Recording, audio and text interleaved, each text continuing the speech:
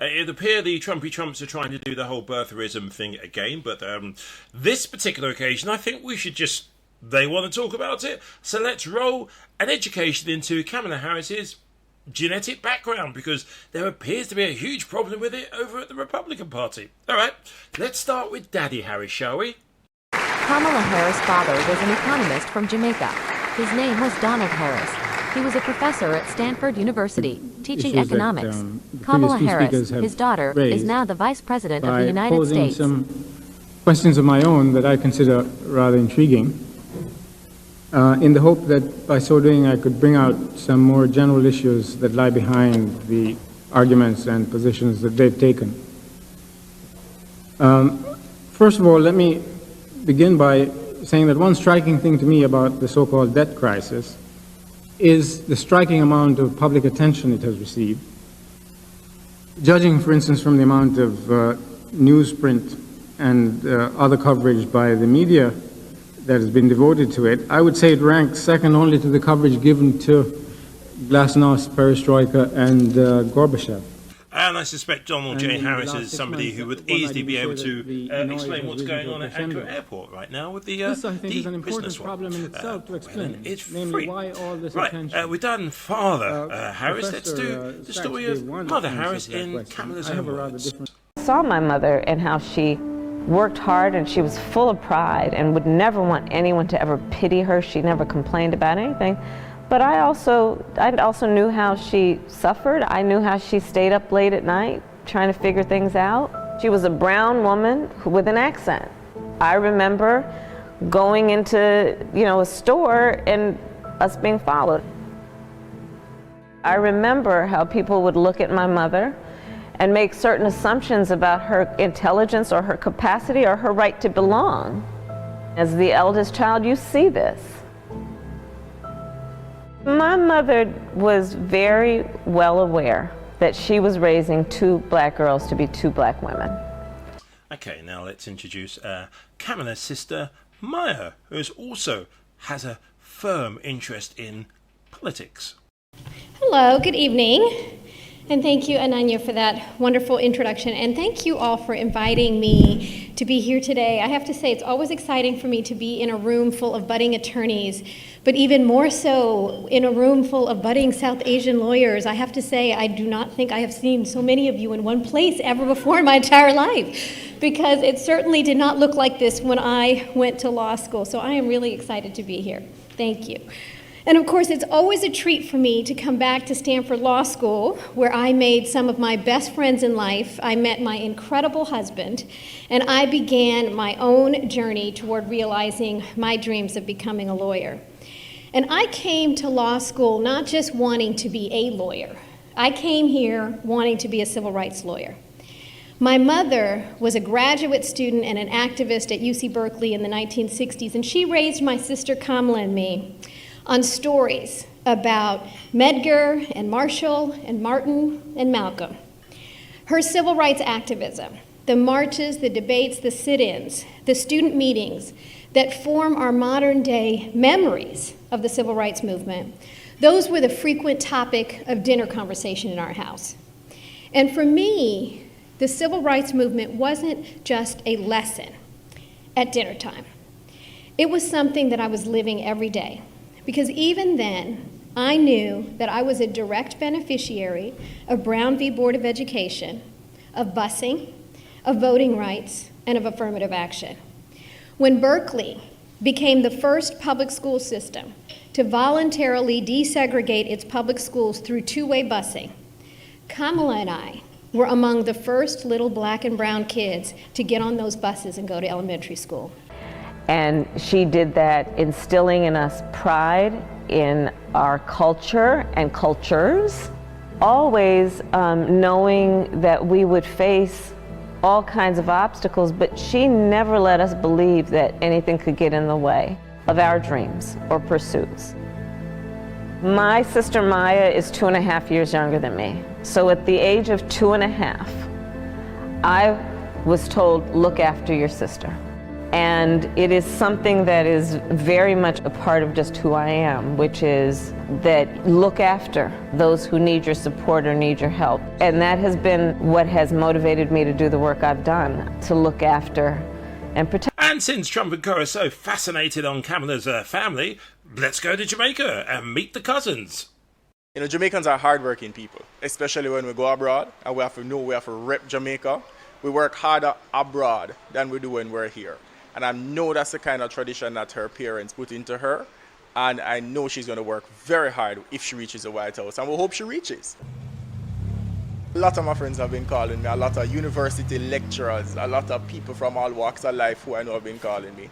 And everybody in Brownstown is excited. Hairdresser, barber shop, everybody. Customers who come in here, everybody.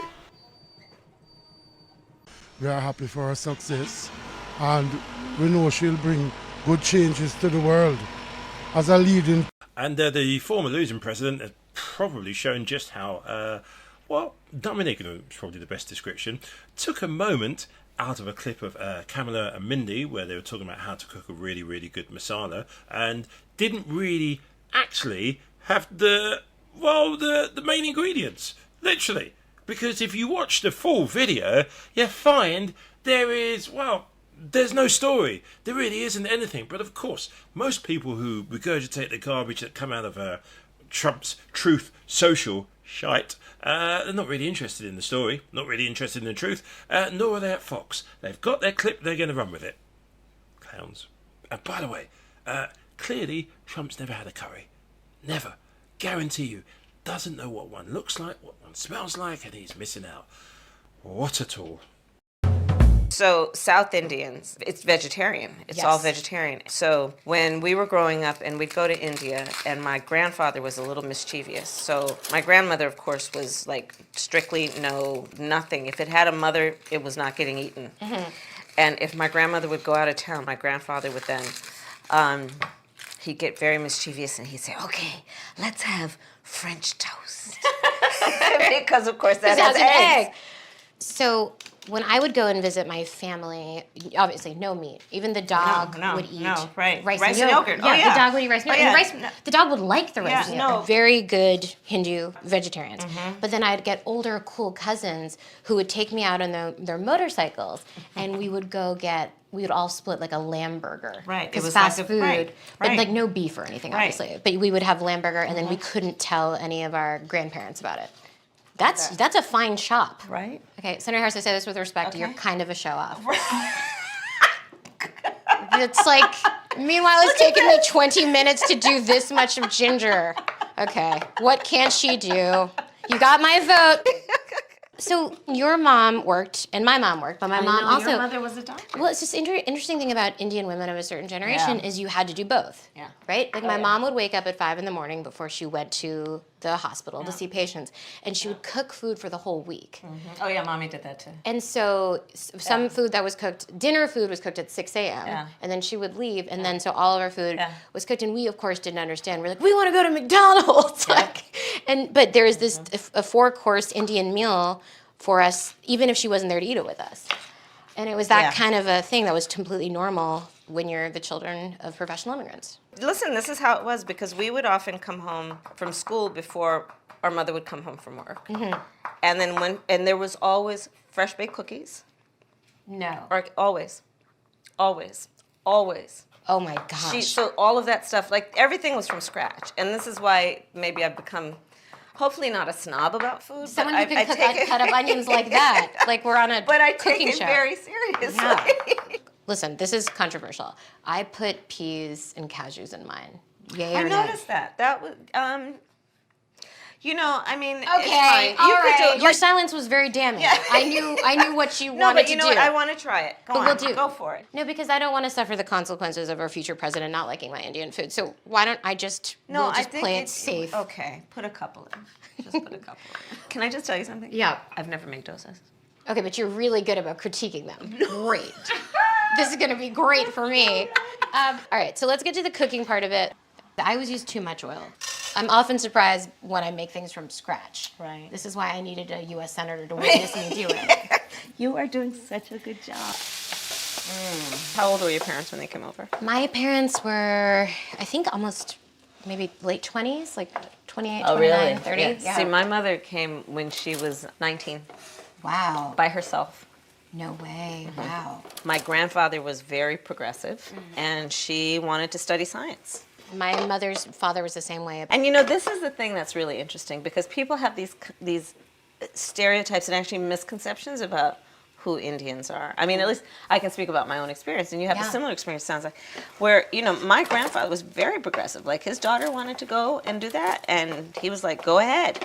I think this is done. I think so, too. And I think that we can move on to dosa. Okay. Here's my pre-made dosa mix that thousands of Indian women around the world are gasping that I'm using. I'm just gonna put some oil in the pan. Okay.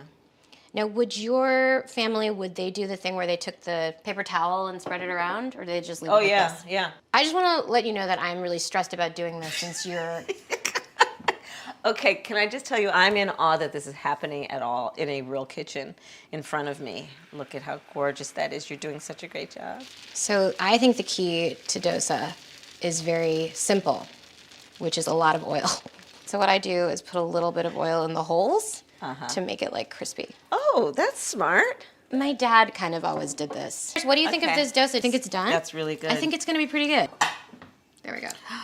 Wow, I am really impressed. Okay, so now the components are all ready. And we're just gonna take the potato and put it into the dosas.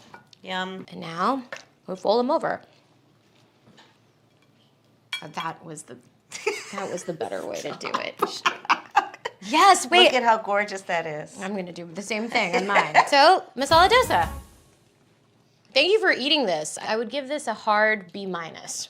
The dosas weren't, I didn't think they were.